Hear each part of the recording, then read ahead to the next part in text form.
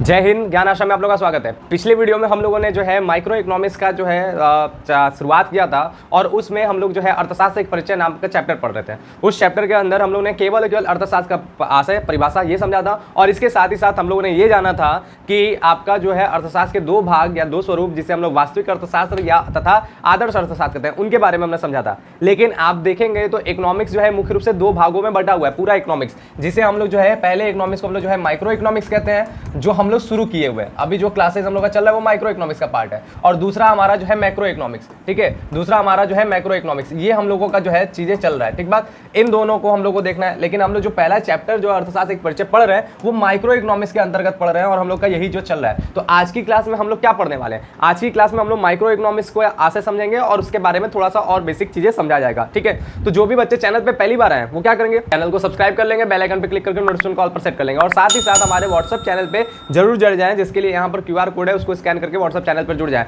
और साथ ही साथ अगर आपको लिंक से डायरेक्ट जुड़ना है तो डिस्क्रिप्शन में व्हाट्सएप चैनल का लिंक है, उससे भी ज्वाइन कर लीजिए और हमारा टेलीग्राम चैनल का लिंक है उससे भी ज्वाइन कर लीजिए। जहाँ पर आपको जो है क्लास से संबंधित सूचनाएं वगैरह आपको टाइम टू टाइम मिलता रहेगा और जो भी चीजें हमारा ज्ञान आश्रम पे होता है वो सारी चीजें आपको प्राप्त होता रहेगा। ठीक है, तो चलिए हम लोग आज की क्लास को शुरू करते हैं। आज की क्लास में हमने जैसा आपको बताया था कि हम लोग जो है व्यष्टि अर्थशास्त्र को जानेंगे। ठीक है, व्यष्टि अर्थशास्त्र को समझने से पहले एक बेसिक चीज आप देखेंगे कि हमने यहाँ पे आपको जो है दोनों अर्थशास्त्र का स्पेलिंग लिख करके दिखाया। अब इन दोनों स्पेलिंग में आप देखेंगे एक माइक्रो इकोनॉमिक्स है, एक मैक्रो इकोनॉमिक्स है। पूरी की पूरी स्पेलिंग में अंतर क्या है? अंतर यह है कि यहाँ पर आपको जो है आई दिखता है तो यहाँ पर इस वाले इकोनॉमिक्स में मैक्रो इकोनॉमिक्स में आपको क्या दिख रहा है? ए दिख रहा है। ठीक है, सेम इसी आई और ए से इसका अर्थ भी लगाया जा सकता है कि माइक्रो इकोनॉमिक्स में क्या बात करना है और हमारा जो है मैक्रो इकोनॉमिक्स में क्या बात करना है। आई का सेंस यहाँ पर है, यहाँ पर आई का मतलब इंडिविजुअल से लगाया जाता है। इंडिविजुअल का मतलब क्या हो गया? व्यक्तिगत। ठीक है, क्या हो गया? व्यक्तिगत। यानी हम लोग जब भी अर्थव्यवस्था के व्यक्तिगत चरों का अध्ययन करते हैं तो वो कौन सी इकोनॉमिक्स होता है? वो हमारा माइक्रो इकोनॉमिक्स होता है। ठीक बात, सिंपल वे में हम आपको समझा रहे हैं। व्यक्तिगत चरों का सेंस क्या होता है कि छोटे छोटे टुकड़ों में जब हम अर्थव्यवस्था को समझते हैं, अर्थव्यवस्था की पूरी अर्थव्यवस्था की जब सबसे छोटी इकाइयां, जब सबसे सूक्ष्म इकाइयां, उनका जब अध्ययन करते हैं तो वो हमारा क्या कहलाता है? माइक्रो इकोनॉमिक्स कहलाता है। और यहाँ पर ए का सेंस होता है एग्रीगेट। ठीक है, एग्रीगेट का मतलब एक तरह से होता है समग्र, समूह। ठीक बात, समग्र या समूह। जब हम लोग पूरी की पूरी अर्थव्यवस्था के समग्र रूप से हम लोग जब अध्ययन करते हैं, पूरी अर्थव्यवस्था का एक साथ जब अध्ययन करते हैं या बड़े लेवल पे जब हम आर्थिक चरों का अध्ययन करते हैं तो उसे हमारा क्या कहते हैं? तो उसे हम लोग मैक्रो इकोनॉमिक्स के अंतर्गत रखते हैं। जैसे एग्जांपल के तौर पे अगर हम किसी एक वस्तु की कीमत का अध्ययन कर रहे हैं तो वो माइक्रो इकोनॉमिक्स है। लेकिन हम अगर महंगाई का अध्ययन कर रहे हैं कि हमारे पूरे अर्थव्यवस्था में जो है महंगाई क्या है, वस्तुओं का, सारी वस्तुओं का औसत कीमत क्या है, अगर इसका हम लोग अध्ययन कर रहे हैं तो ये हमारा क्या है? मैक्रो इकोनॉमिक्स है। बात समझ में आया? ठीक है, तो ये हम लोग का इसका बेसिक जो है मतलब हो गया। अब इसी चीज को ध्यान में रखते हुए हमें आज जो है पढ़ना है वो क्या पढ़ना है? वो माइक्रो इकोनॉमिक्स को पढ़ना है। तो माइक्रो इकोनॉमिक्स जिसे हम लोग जो है क्या कहते हैं? व्यष्टि अर्थशास्त्र भी कहते हैं या सूक्ष्म अर्थशास्त्र भी कहते हैं। दोनों नाम से जाना जाता है, सूक्ष्म या व्यष्टि। ठीक बात, आप दोनों में से कोई भी नाम यूज कर सकते हैं। व्यष्टि अर्थशास्त्र ज्यादा पॉपुलर है। ठीक है, तो इस हिसाब से देखा जाए तो इसमें क्या लिखा है? लिखा है माइक्रो शब्द, इंग्लिश में इसको माइक्रो कहते हैं। ठीक है, तो माइक्रो शब्द जो है वो ग्रीक भाषा के मिक्रोज शब्द से बना है। याद रखिएगा, जो इंग्लिश भाषा है वो भी कई भाषाओं का शब्दों को उठा करके इस भाषा का निर्माण हुआ है। ठीक है, तो इसी तरह इंग्लिश में जो माइक्रो वर्ड है वो कहां से उठाया गया? ग्रीक भाषा के मिक्रोस शब्द से उठाया गया। ठीक है, मिक्रोस शब्द से उठाया गया है और इस मिक्रोस शब्द से बनने में जिसका अर्थ आपको, इस मिक्रोस शब्द का अर्थ क्या है? मिक्रोस शब्द का अर्थ है छोटा। ठीक है, जिसका अर्थ छोटा होता है। ठीक है, और आपको पता है माइक्रो भी कहां पर प्रयोग होता है? सूक्ष्म के लिए, अति छोटा चीजों के लिए। ठीक है, छोटा को स्मॉल भी कहते हैं लेकिन सूक्ष्म, छोटा से भी छोटा अगर बोला जाए तो क्या कहते हैं? उसे हम लोग माइक्रो कहते हैं। बात क्लियर है? तो माइक्रो शब्द का अर्थ क्या हो गया? छोटा। इस प्रकार से आप देखेंगे, इस प्रकार व्यष्टि अर्थशास्त्र से आशय ज्ञान की उस शाखा से है जिसमें अर्थव्यवस्था की छोटी छोटी आर्थिक इकाइयों का अध्ययन किया जाता है। बात समझ में आया? यानी अर्थव्यवस्था हमारा जो है, हमारा अर्थशास्त्र जो है वो दो प्रकार का है, एक माइक्रो एक मैक्रो। तो अर्थशास्त्र का ज्ञान का वो शाखा जहां पर छोटी छोटी इकाइयों का अध्ययन किया जा रहा है उसी को हम लोग क्या कहते हैं? उसी को हम लोग माइक्रो इकोनॉमिक्स कहते हैं। यही बात हमने पहले भी बताया।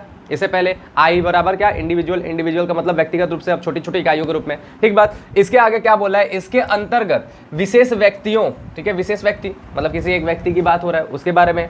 परिवार, किसी एक प्रकार के एक परिवार की बात हो रहा है। फर्म, किसी एक फर्म की बात हो रहा है। उद्योग, किसी एक उद्योग की बात हो रहा है। या विशेष श्रमिकों यानी किसी एक श्रमिक की बात हो रहा है, आदि का विश्लेषण किया जाता है। ठीक है, यानी इसमें एक एक करके अध्ययन किया जाता है। व्यक्तिगत का मतलब ही क्या होता है? एक एक रूप से। ठीक है, एक व्यक्ति का अध्ययन करना वो व्यक्तिगत अध्ययन है, दूसरे व्यक्ति का अध्ययन करना वो व्यक्तिगत अध्ययन, पूरे का अध्ययन करना वो व्यक्तिगत अध्ययन नहीं होगा।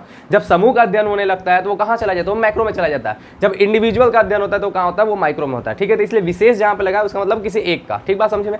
ये आ गया।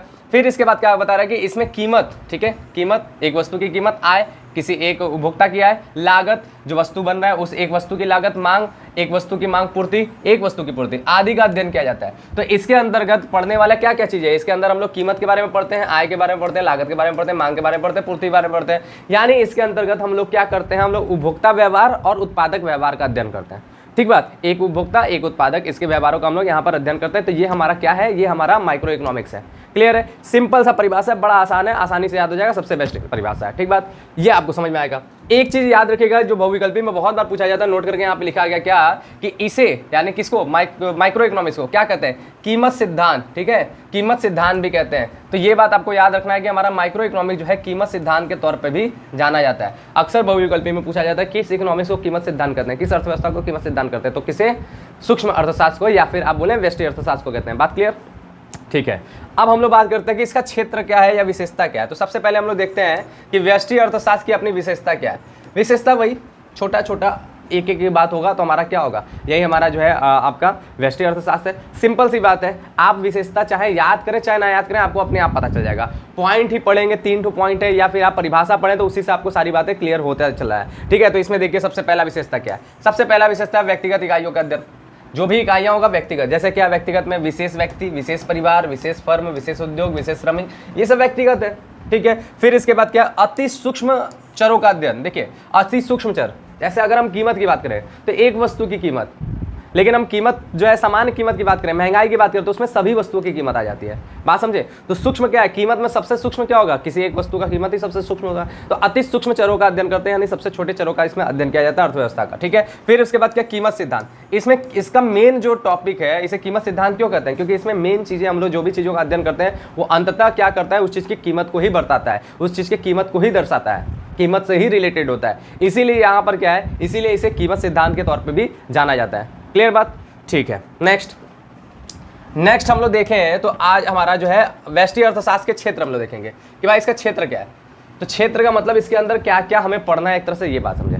पढ़ना है वैसे बहुत सी चीज़ें, थोड़ी मोड़ी चीज़ें यहाँ पे आपको दिख रहा है, थोड़ी चीज़ें आप आगे आगे जैसे जैसे पढ़ते चलेंगे वैसे वैसे मिलेगा। ठीक है, अगर आप अपने किताब के सिलेबस याद कर लिए तो अपने आप उसका क्षेत्र अपने आप समझ में आ जाएगा, क्योंकि माइक्रो इकोनॉमिक्स का जो सिलेबस दिया है वही उसका क्षेत्र है। उसमें पढ़ना क्या, उसके अंतर्गत क्या क्या चीज़ें आती है। तो देखिए सबसे पहला इसके अंतर्गत आता है मांग का सिद्धांत।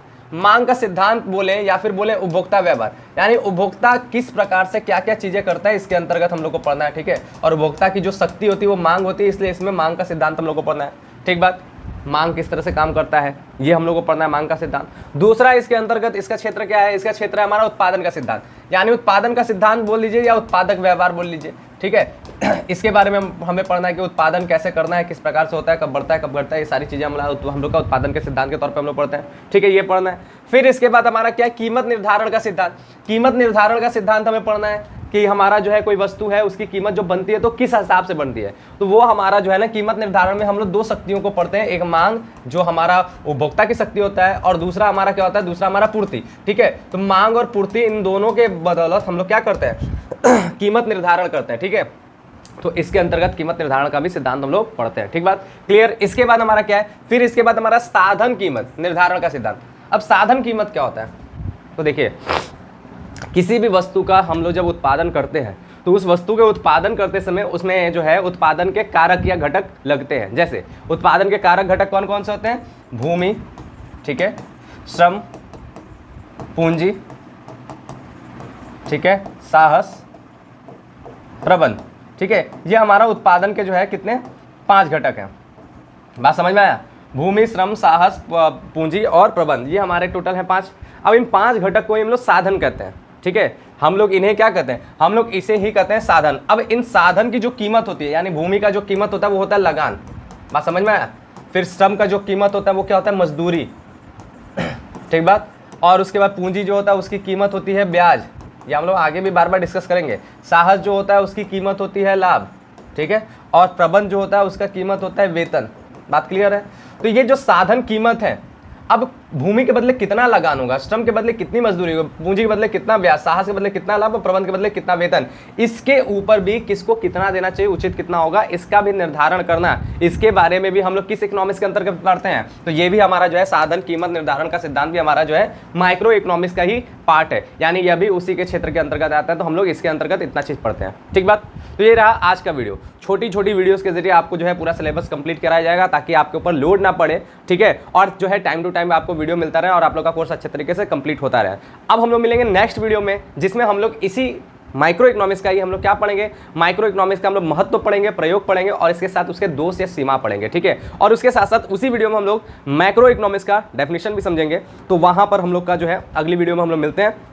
तो अगर आपको हमारा पढ़ाना अच्छा लग रहा है तो चैनल को जरूर सब्सक्राइब करें अगर आप नए हैं, और आप जो है अपने दोस्तों तक भी शेयर करें ताकि और लोगों तक हमारे चैनल की रीच पड़ पाए। ठीक है, तो मिलते हैं हम लोग नेक्स्ट वीडियो में। तो तक थैंक यू, बाय, जय हिंद।